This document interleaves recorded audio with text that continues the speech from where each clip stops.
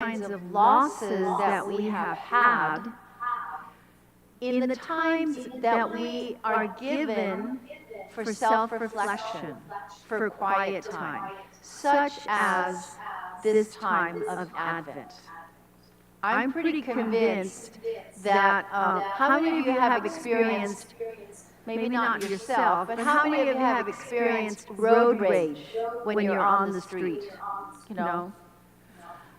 I'm pretty convinced that a lot of the road rage that exists right now is unrecognized grief, unrecognized loss. Because when we don't recognize it, it continues to accumulate, one loss after another after another. And it's really important for us to be able to express those losses, to acknowledge them, so that then we can heal. Okay? So I'm going to ask you, okay, and you may or may not know some of the people that are at your table, but I'm going to ask you anyway. I'm going to invite you to think about what are some of the things that right now are weighing heavily on your heart. Do you have, relationships that are broken or that are having trouble?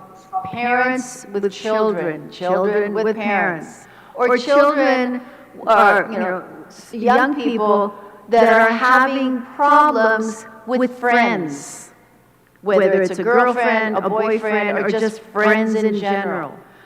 Are you having any issues with health? A loss of health is also a loss. Are you dealing with any issues with work? Losing homes, losing jobs, losing friends for whatever reason, divorces, okay, or separations. I want you to think, or even, something as what might seem like mundane for some people, a loss of a pet. A loss of a pet, for some people, is even more painful and hurting than others, than other losses. So I'm going to invite you, I'm going to give you a few moments to think about what are some of the losses right now in your life that you feel you need to deal with.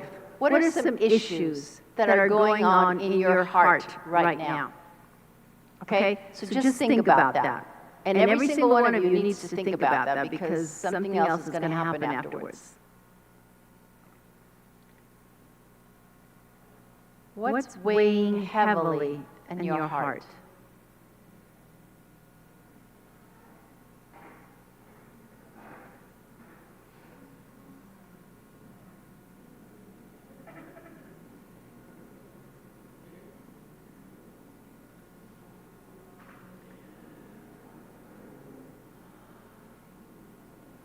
Okay, for those of you who are just coming in, I've invited everybody to think about what are some of the things that are weighing heavily on your heart? What losses have you experienced, whether recently or whether you're experiencing them now? What are some of the losses that are weighing heavily in your heart right now?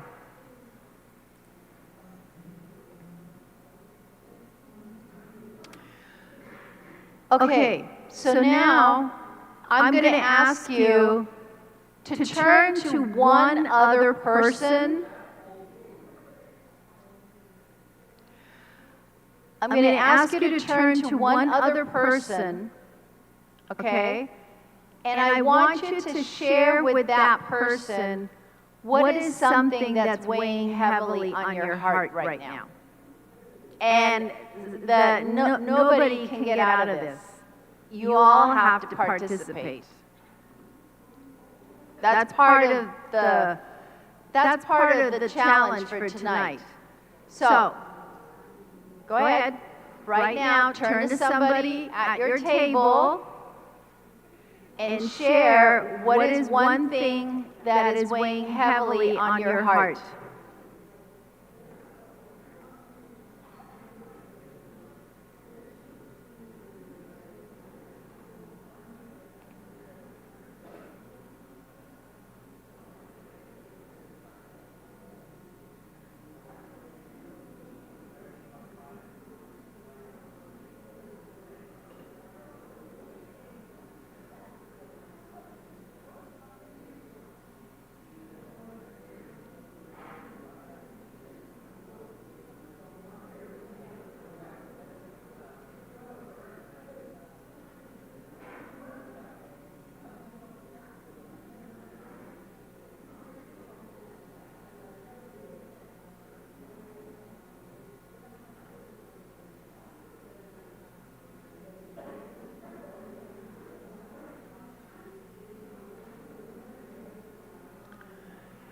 Make sure that everybody has a chance to share.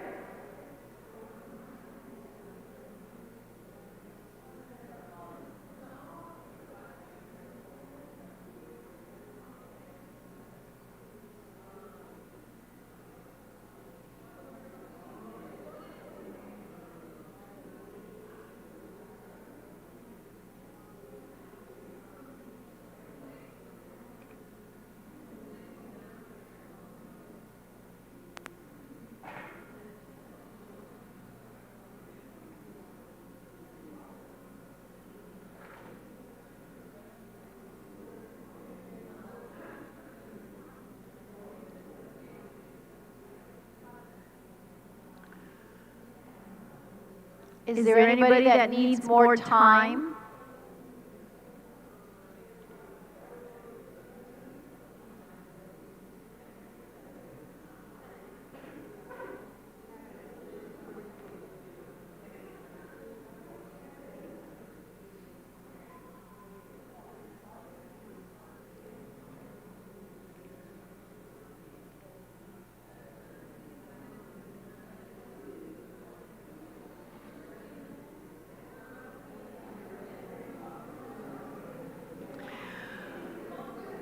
Okay. If you can come back to the whole group, please.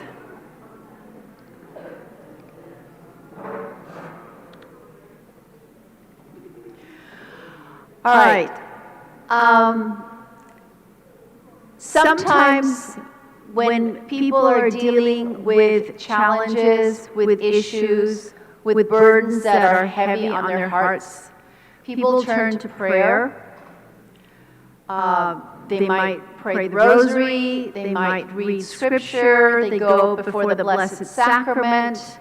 There are lots of different ways that people pray when they're having trouble, okay?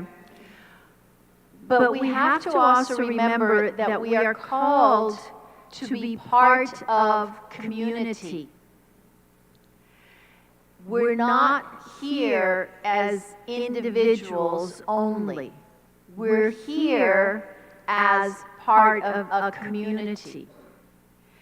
And so part of being a community is also praying for each other. So I'm going to invite you to go back with the person that you were sharing. And I'm going to ask you really to take this to heart. I want you to pray for the burdens that that person shared with you. Okay? When we pray, we ask God to help us to lighten our load, to help us to carry the load. And when we share with somebody else, maybe it doesn't, our problems don't go away completely at the moment. But when we share with somebody else, it helps to lighten the load, even if only temporarily. So I want you to go back, and I really want you to pray for that person so that God can help them in whatever burdens that they are carrying. Okay? Any questions about that? Okay. I really want you to pray for the needs of that person, whatever it was that they shared with you. Okay, I'm going to give you 5 minutes each to pray for each other. And then you can share, then you can switch and have that person pray for your needs as well. Okay? All right, go ahead.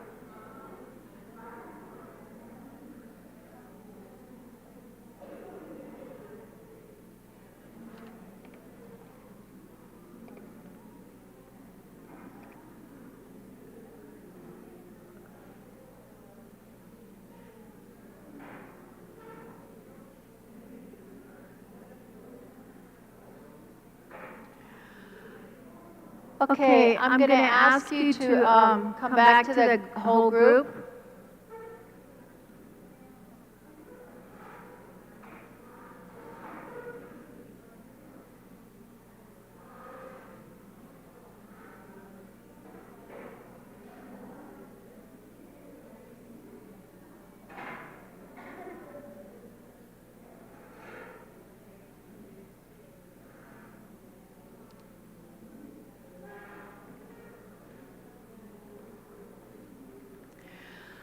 Okay, I'm going to ask especially the young people that are here, how many of you pray? How many of you pray? Okay.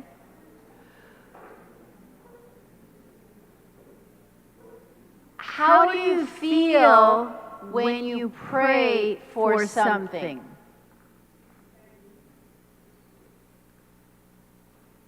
Somebody says happy. Okay. How do the young people, I especially want to hear from the young people, how do you feel when you pray? How many of the young people, raise your hand if you do pray. Okay. How do you feel when you pray?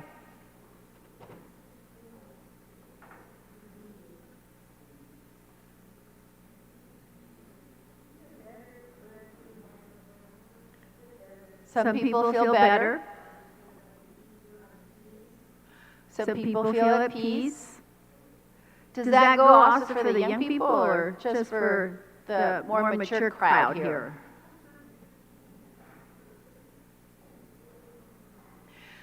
How many of you believe that God actually hears your prayers? Raise your hand. How many of you believe that God cares about your prayers? Okay. I'm going to ask you, how do you know that? Those of you who raised your hand, how do you know or why do you believe that God cares about what it is that you pray? Why do you believe that?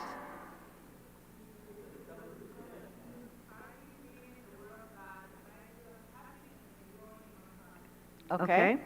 Somebody else? Because it comes to fruition. Okay. Anybody else? What you pray for happens. I thought I saw another hand over here. Yes. You get a sign that He heard you. Okay. Anybody else? Have there ever been times when you prayed for something and it hasn't happened? Okay. So how do you feel then about God and whether or not God cares?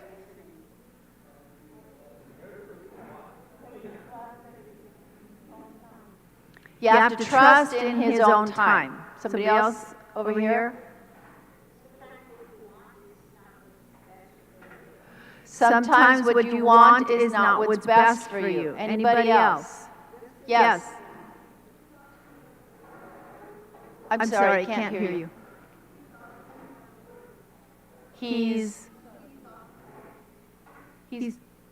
I'm sorry. Oh, he saw things that we didn't. Okay. Anybody else? Okay. All that is true. And sometimes though, what happens is that when we don't understand why God says or seems to say no, or takes time for our prayers to be answered, sometimes it can seem like God doesn't care. If we're not really well informed as to why things happen the way they happen. Sometimes we can think that, I'm going to pray, I have faith, and therefore it's going to happen. But when it doesn't happen, it can shake our faith. It can make us question, it can make us doubt whether or not God is present or God cares. Has that ever happened to anybody? No? You've never had doubts? Nobody's ever had doubts? Your faith's a lot stronger than mine then. Because it's normal, I want you to understand this, it is normal to have doubts, especially when we pray for something and it doesn't happen. Sometimes we think, God doesn't care. Why should I keep praying? Or is God even there? Does God even exist? It's normal to have those kinds of questions and those kinds of doubts when we're not sure about why things are happening. Okay? I want to tell you a little story. My husband is back there. Okay? He came with me today. And as you heard from Antonio's introduction of me, well, some of you, because some of you weren't here, but I used to work for the LA Archdiocese in the Diaconate Formation Program. I was there for 14 years, until October of 2020, when I was laid off. I was laid off October 15th. I had foot surgery on October 19th of that year. On November 1st of that year, 2020, we got a letter in the mail letting us know that the condo that we had been living in for 20 years, we were now required to vacate in 2 months. We both went into a tailspin. The landlord said, you know, we realize that sometimes it might be really difficult to find a place in 2 months. If you need another month, we'll give you another month, which meant January 31st, okay, of 2021. Well, I immediately let him know, yes, we're going to need at least another month because right now I can't even walk because I just had foot surgery. My husband wasn't going to be able to do everything by himself, okay? So we used to live in Alhambra at that time. And immediately he started getting on Zillow, looking for places that we could rent, you know, another apartment that we could rent. He started looking in Alhambra, didn't find anything that we could afford. Then he started going, you know, a little wider, Pasadena, South Pasadena, Temple City, wider and wider and wider got the circle of looking for a place that we could live. And he looked for places that he could rent. Then he looked for places that maybe we could buy a house. There's no way. How many of you rent right now? A few people, okay. You all know that right now the rents in California are ridiculous, okay? And to buy a house is also ridiculous. It's not possible, okay? Well, we could do it. So he kept looking for bigger and bigger concentric circles of where we might be able to find a house. Okay, we moved out of our condo on January 31st. We first moved in with his sister. We were there for a month, and then from there we moved in with one of his other brothers and his family. We were there for 2.5 months. Okay, and in the meantime, we're all praying, we're looking, we're trying to find a place to live. And it was really, really difficult. And when we were living with his brother and sister-in-law, we would pray. We were praying, they were praying with us. So we were praying. And then the only places that he seemed to find something that we could possibly afford was way out in Hemet. I didn't even know what Hemet was or where it was, okay?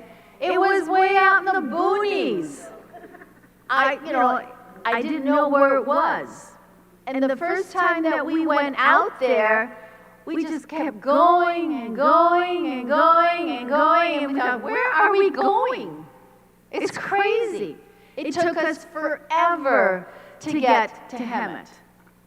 And, you know, we started looking, excuse me, we kept looking for different places. We eventually narrowed down the search to manufactured homes because they're a lot cheaper than just a regular home. And at first my husband didn't want that. He said, oh no, those are depressing. I don't want to live in one of those. So I found a place which was this beautiful three bedroom, 2-bath mobile home. Okay. It was out in Ventura because we lived in Ventura before as well. And I showed him some pictures and I said, what do you think of this? Oh, that's really pretty. I said, it's a mobile home. Oh my gosh. So then he changed his mind. Then he changed his tune as to, okay, so I think we can look for something like that. So we started looking at different manufactured homes out in Hemet.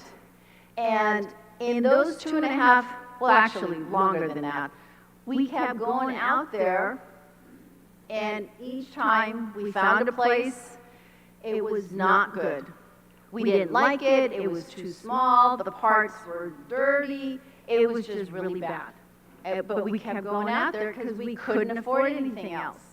There was this one park that we found and that we applied to in December of 2020, and we were accepted. But nobody from his side of the family or my side of the family wanted us to go out there. They said, it's too far away, you'll be out in nobody's land, okay? And so we tried looking someplace else. My brother and sister-in-law live in Riverside, so then we tried looking there. We applied for several places. Nobody would accept us, okay? Or we didn't qualify for whatever reason. And we found this one park that would accept us. They qualified us. They accepted us. We could get a place there. But they still didn't want it. The rest of the family, okay, on both sides, didn't want us to be out there. We were accepted in December at this particular park, okay? And we kept looking. Probably we got to the point where we had looked at so many places out in Hemet and other places. We both got to the point where I said, okay, that's it, God. I'm done. Okay, I'm done. I can't keep looking. And I got to a point first. I said, that's it. If you want us to move out there, because you know we have to move, we can't stay here forever, you have to find a place for us. And I said, and I let go. But my husband still kept looking, and he kept looking. And he got to the point where he was praying to God, and he said, just find us a room.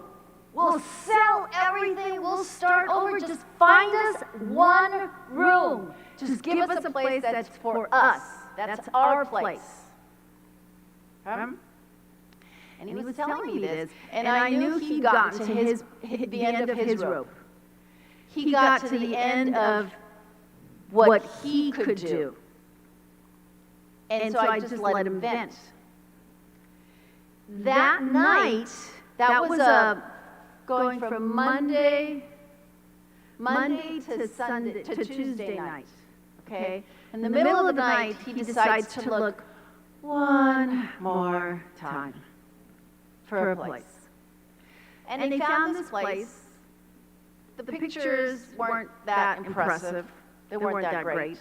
You know, it was nice, but nothing that really caught his eye like a lot of the other places that we had looked at.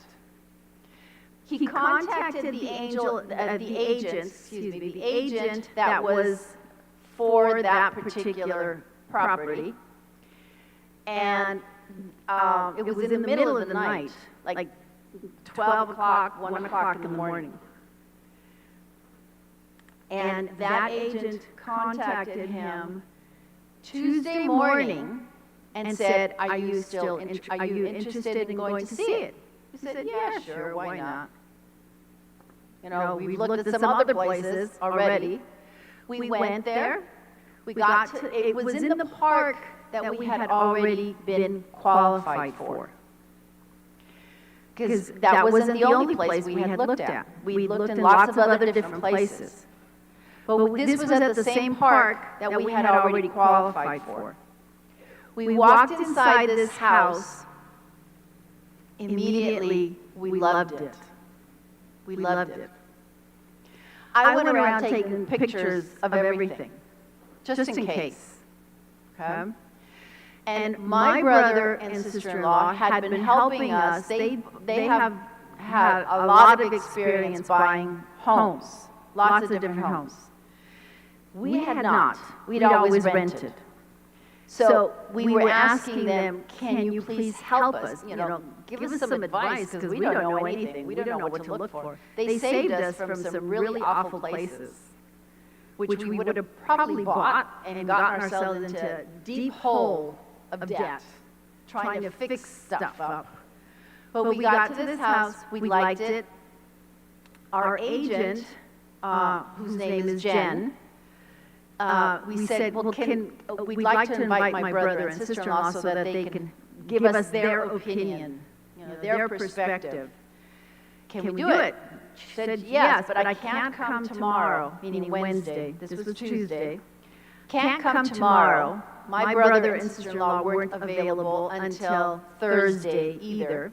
So we went back on Thursday. We had already found a place that seemed like it was going to be really good. It was the nicest house that we had found up until then. And my brother and sister-in-law really liked it as well. And they said, go for it, go for it. We'd already put in an offer, and there were a lot of issues that came up. Okay? And so we didn't know exactly what to do. We went back on Thursday. My husband and I had talked by then saying, we don't want the other place. We want this new place. So when my brother and sister-in-law came, the first thing my sister-in-law says, are you sure you don't want to go back to that other one? It was really good. And we said, nope, we're done. That's the place that we're now living in. And it had everything we had ever dreamed of for a house that we wanted, plus some other extra things. But I'm convinced that the reason why that worked for us was, yes, we had to do our part. We were looking and looking and looking and looking and looking and looking. We did our part. But we got to the point where we said, okay, God, that's it. You have to take over. And when we both got to that letting go stage is when God acted. That house that my husband found had been on the market 5 hours before he found it. 5 hours. And, you know, we've been looking at that same park, or in that same park, for months now. This was at the end of March. We had been accepted in December, okay? But we actually didn't get to move until May 21st, which was a really, really long escrow for those of you who don't know. Okay? Usually it's about 30 days, sometimes a little bit shorter, but they asked for 45 days of escrow, which was really long. Okay? So that story for me is an example of how God answered our prayer but as somebody here said, in God's timeline. You know, the 45 days was horribly long. Okay, especially for my husband. He wanted to just get in there. He was saying, well, maybe they'll give us a 7-day escrow. No, it was 45 days. So he had to learn patience through that. But the story for me indicates that God does answer our prayers, but not on our timeline.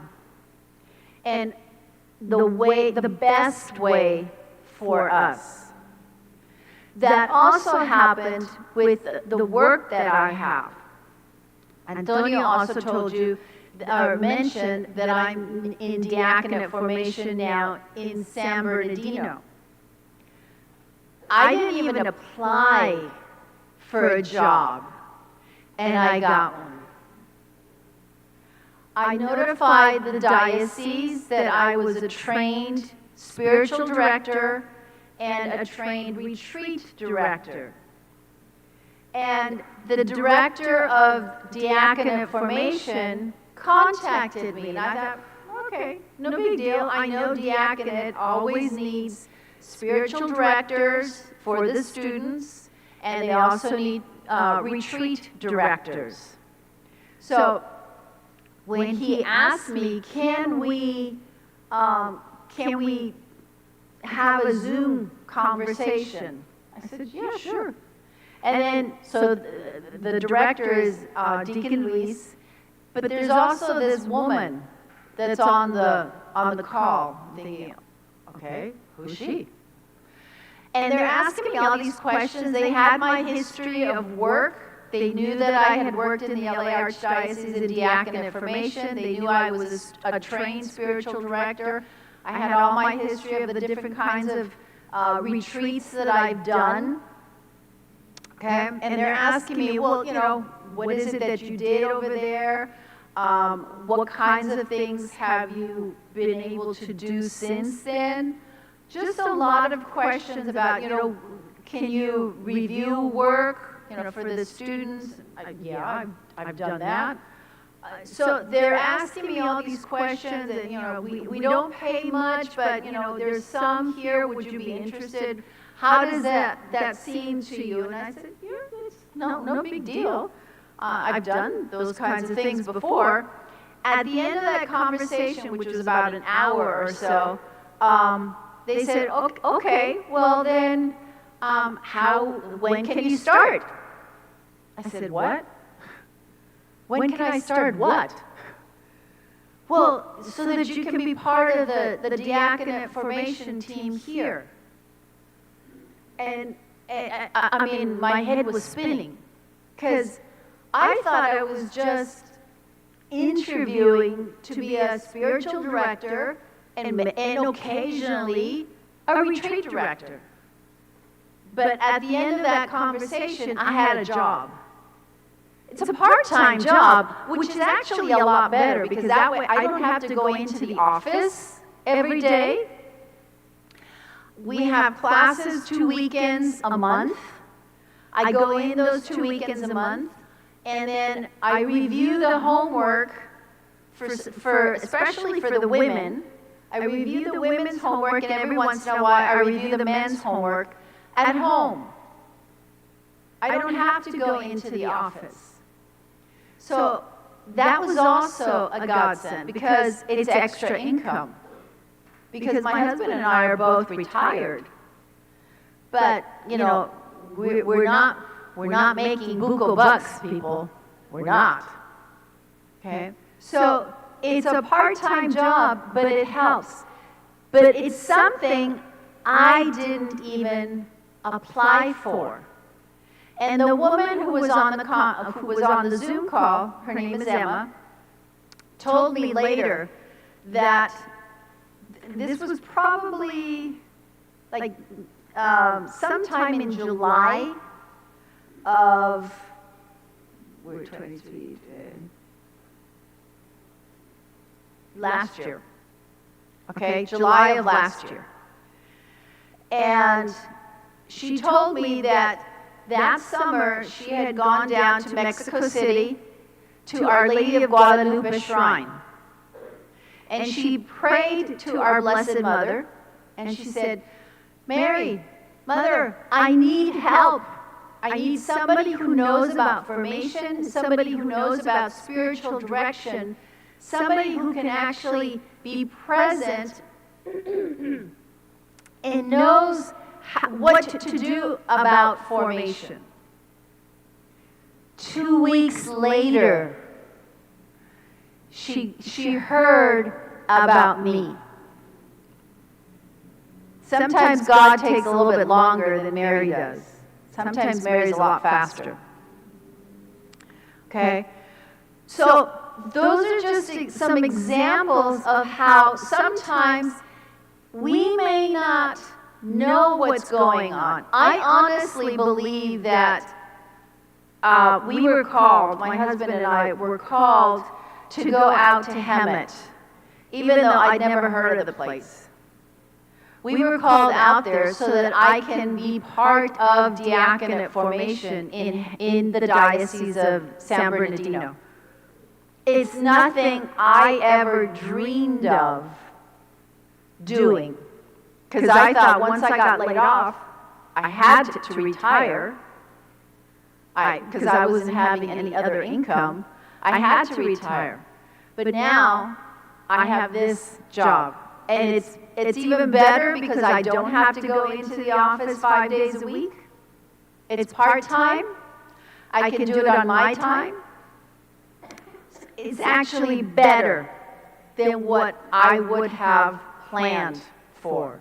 If I had known of this position, which wasn't even advertised, I probably would have tried to get it thinking, okay, I have to go in 5 days a week. I don't have to do that. So sometimes we have our prayers answered in ways that we can't imagine. But we have to have trust in God, that God cares enough about us to want the best for us. Sometimes the best is not what we want.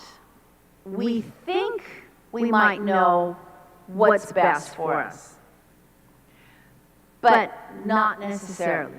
Because as somebody said over here, God sees a bigger picture. We have very limited vision.